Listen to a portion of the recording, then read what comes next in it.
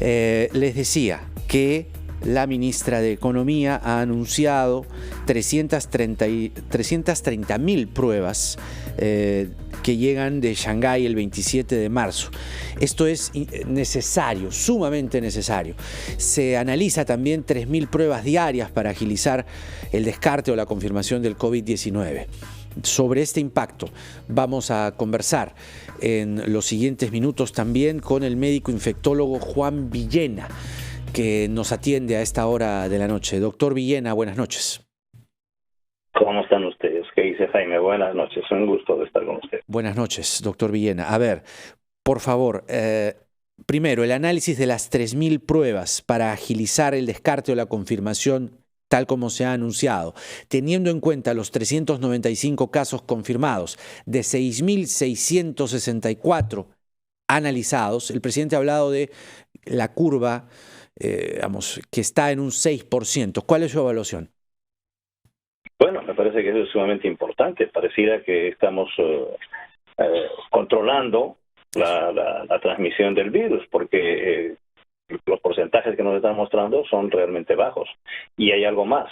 Si son 300 los casos ya diagnosticados, 350, 380 o 400 casos, y han muerto 5 pacientes, esto nos muestra pues una presencia baja de los casos severos. Esto es importante para nuestro país. Quiere decir entonces, de acuerdo a las cifras tal como están, que la emergencia podría estar haciendo sus primeros efectos? Yo estoy seguro que sin ninguna duda esto es un resultado también del cierre de puertas de las casas. Esto es fundamental, el cierre de puertas de los colegios, el cierre de puertas de los trabajos y los negocios. Y podríamos tener un resultado muy satisfactorio si la gente realmente tomase conciencia plena, total, de lo que está sucediendo. Pero lo que hemos estado mirando estos días, y el día de hoy inclusive, es que en los lugares donde hay mercados pequeños, la gente se aglomera y comete pues la imprudencia de hacer lo que no debe hacer. La recomendación del presidente, inclusive, imaginémonos pues, él es el presidente del Perú, sale a decir es mi cumpleaños y regálenme ustedes un minuto en su casa, ¿no? Claro. Y no pasa nada. Y lo peor de todo, lo que hoy día sí me llamó poderosamente la atención, porque uno lee las noticias, ¿no es cierto? Y llegan los WhatsApps a todas las personas y al mío también, por supuesto, y me entero que un joven se le llamó la atención, no sé en qué forma, de repente un tanto fuerte, y reaccionó mal contra el responsable de las fuerzas policiales. Oye, no podemos faltarle el respeto a la policía, no podemos seguirle faltando el respeto en circunstancias como las actuales. O sea, se ha decretado estado de emergencia. No podemos salir a la calle, sale alguien y sobre eso se porta malcriado. Entonces, eso es inadmisible, absolutamente inadmisible. Cualquiera sea la reacción del señor policía, cualquiera que haya sido, aun cuando me digan que ha sido muy agresivo, ha sido inadecuada o lo que me digan, en estado de emergencia él no puede estarle diciendo, pues jovencito, por favor, ¿podría usted irse a su casita? Claro, como si estuviese en el colegio, ¿no? Doctor Villena, permítanos 2 minutos, por favor. Vamos a hacer una brevísima pausa. Hay más todavía que conversar. Es un gusto conversar con usted, además, escuchar voces que saben. Eso es lo que necesitamos en esta emergencia. Son las 8:16. Venimos.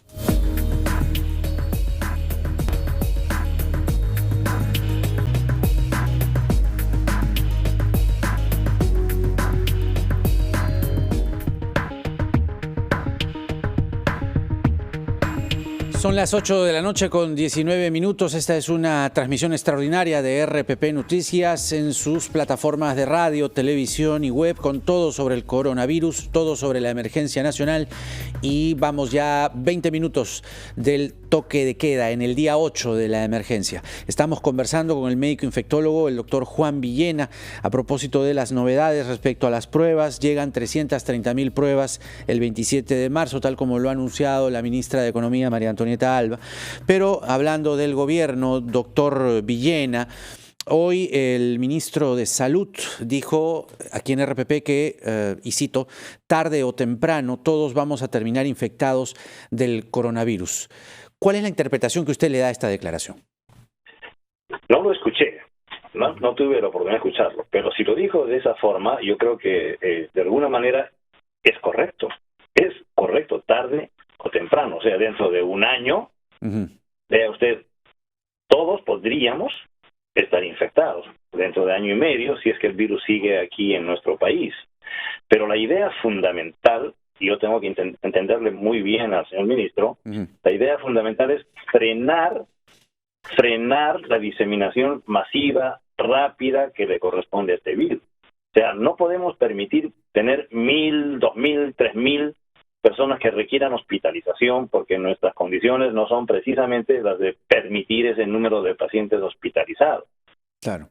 Que nos dé tiempo el virus para poder equipar las torres que se ha considerado podrían ser útiles en la Villa Olímpica. ¿Por qué? Porque con las camas que contamos es imposible soportar una avalancha de pacientes. Entonces, el equipar estas torres, que felizmente estaban ya construidas, y no que China tuvo que construir, porque ni siquiera China tuvo suficiente espacio, está superando las expectativas en Italia y en España, porque nadie cuenta con camas suficientes cuando hay una avalancha de pacientes como está sucediendo ahora. Así es. Y entonces, si viene más o menos lento y nos da tiempo para equipar los ambientes de la Villa Olímpica, podremos de alguna manera tener una respuesta favorable a la infección por el virus. Y si además esta curva se sigue manteniendo más o menos plana como quisiéramos todos los peruanos, por eso es obligatorio seguir insistiendo en la necesidad de que la gente se quede en su casa. Es absolutamente necesario que todos seamos conscientes que no podemos llevar el virus a casa. Y no lo podemos distribuir entre los amigos y entre las personas que nos rodean, porque eso no logra aplanar la curva. Probablemente... Imagínese usted, mil disculpas, que tengamos 1,000 pacientes hoy día para hospitalizar, tenemos limitaciones. Pero si los tenemos durante todo el mes, es mucho menos difícil.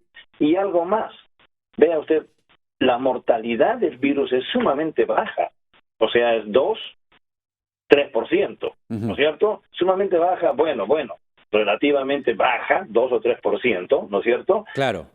Si tuviésemos ese número de casos mensuales, 2 o 3 muertes por mes, son mucho menos de las que tenemos normalmente por cáncer, por ejemplo, o por tuberculosis, por ejemplo, o por feminicidios, o sea, estamos en una época en que los feminicidios nos tienen tensos. Paramos mirando la noticia a ver si es que una nueva dama ha sido agredida o ha fallecido, y entonces ahora viene el coronavirus y nos asustamos más, pero no es así. Si logramos nosotros bajar la curva y mantener una frecuencia que no sea 1,000 casos por mes, sorprendentemente nos vamos a dar cuenta que no es tan grave como lo que se está sospechando. Claro, doctor Villena, lo que le decía es que hay gente que lo ha tomado con, entendible, en medio de la emergencia, entendible pavor, entendible temor, lo que ha dicho el ministro. O sea, no es que nos vamos a morir todos. O sea, aclarémoslo de una vez. No va a morir nadie, van a morir 2. Por eso. De cada 100, o sea, tranquilos. Y esos 2 que mueran de cada 100, como doctor, ¿y a usted no le interesa que mueran 2 o 3 de cada 100? Sí, pues, pero es una pandemia. Podrían morir de cualquier otra condición, cualquier otra razón, y no precisamente a pesar de infectarse por el coronavirus, porque recordemos que este tipo de infecciones afectan más a personas que no están sanas. Afectan a personas con diabetes, con enfermedad cardíaca, con enfermedad pulmonar, y nadie nos puede decir que no sea finalmente esa la causa de la muerte antes que el coronavirus, si es que viene en esta frecuencia. 1,000 pacientes por mes no tiene ningún significado, porque hay otras. El dengue mata mucho más. Así es. Doctor Villena, entonces, la evaluación que hacía usted de las cifras de infectados con el coronavirus al principio de la entrevista lo dijo, a su juicio es baja. Es decir, que ya se estaría percibiendo en la cifra de contagiados los efectos o los primeros efectos de la declaratoria de emergencia. Mi pregunta es, usted como médico infectólogo, ¿consideraría necesario extender la emergencia, digamos, 15 días más para tener un rastreo mucho más fidedigno de cuál es el efecto, positivo o no, de guardarse en casa para enfrentar al coronavirus? Bueno, aunque parezca mentira, cuando el presidente dijo 15 días, mi impresión personal en ese momento es que el día 12 va a salir a decir: la evaluación que estamos haciendo nos permite decirles que estamos yendo bien y necesitamos prorrogar unos días más. De repente dice una semana o 2 semanas más. Y eso va a tener que ser así. Yo intuyo más o menos, por lo que estamos mirando, que 21 o 28 días es un momento bastante saludable. No suficiente quizás, pero bastante saludable. Nosotros vamos a poder ir mirando lo que sucede conforme transcurran los días. No es posible hoy día decir, ya, se acabó. No, ni hablar.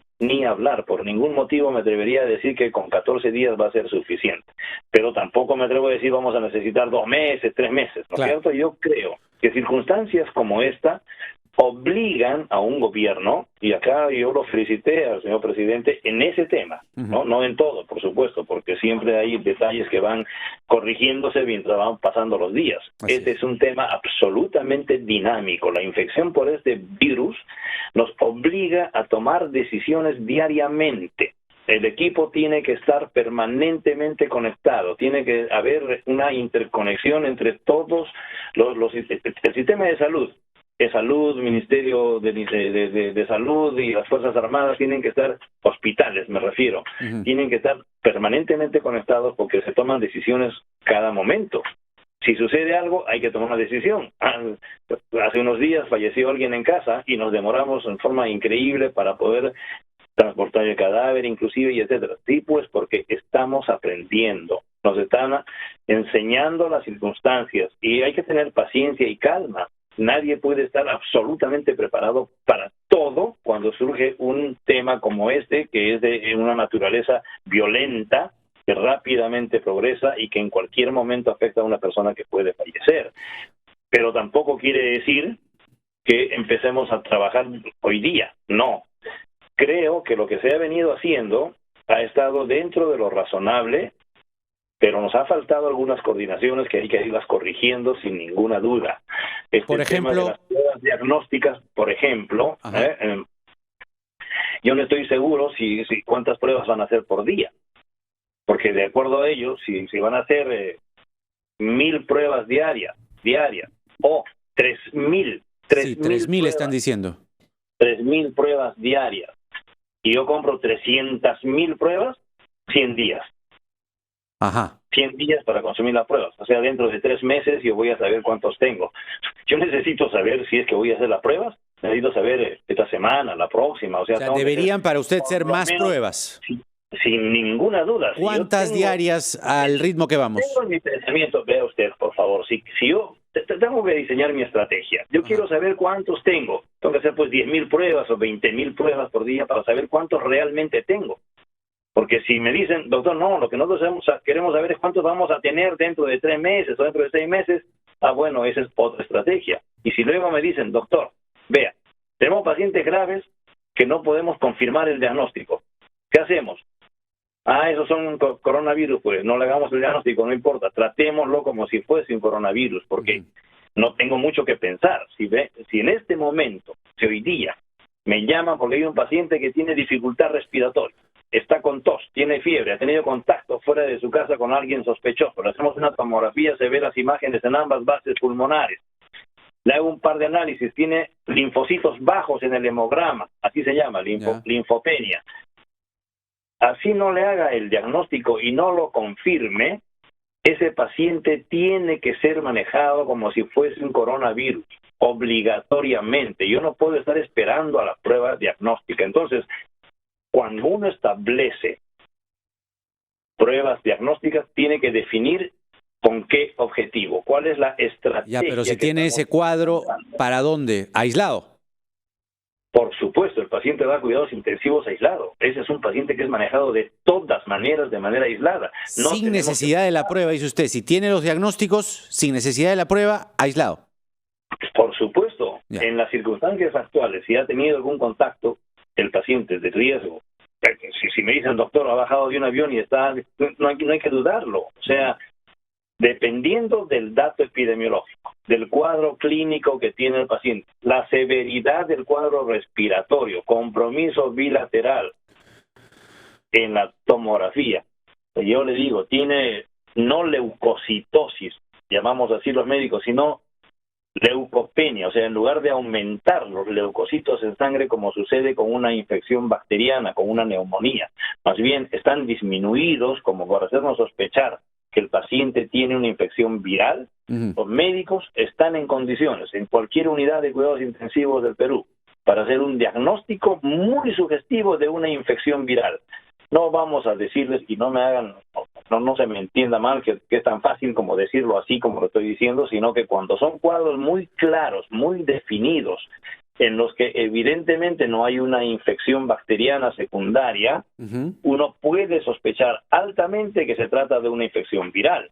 Y entonces me dicen, doctor, ¿qué prefiere usted? ¿Darle tratamiento ahorita o esperamos a que venga el resultado? Claro. Por favor, pónganme en una unidad de cuidados intensivos. Muy claro. Aislado, y después esperamos el resultado. Muy claro, doctor Villena. Le agradecemos muchísimo esta conversación. Creo que ha sido muy ilustrativa, muy útil, muy didáctica, y que tenga buena noche. Creo que la recomendación... Muchísimas gracias a ustedes también por permitir que uno llegue a la población y les dé alguna información. No, necesitamos de ustedes, necesitamos de las voces que saben en este momento. Le agradecemos mucho nuevamente. 500 veces, doctor por favor, Villena, recomendar lavado de manos, aislamiento en casa y utilizar pañuelos descartables cuando uno va a estornudar o el antebrazo. Y por favor, los médicos están en los hospitales con el material que tienen. Quizás no sea suficiente, pero aquellas personas que están haciendo que la infección se siga diseminando afectan contra el trabajo de la policía y trabajo de los médicos. Muy bien, doctor. Muchas gracias. A nuestros médicos quedándonos en casa. Muchas gracias, doctor Juan Villena, médico infectólogo con nosotros, 8:33. Venimos enseguida con el Defensor del Pueblo.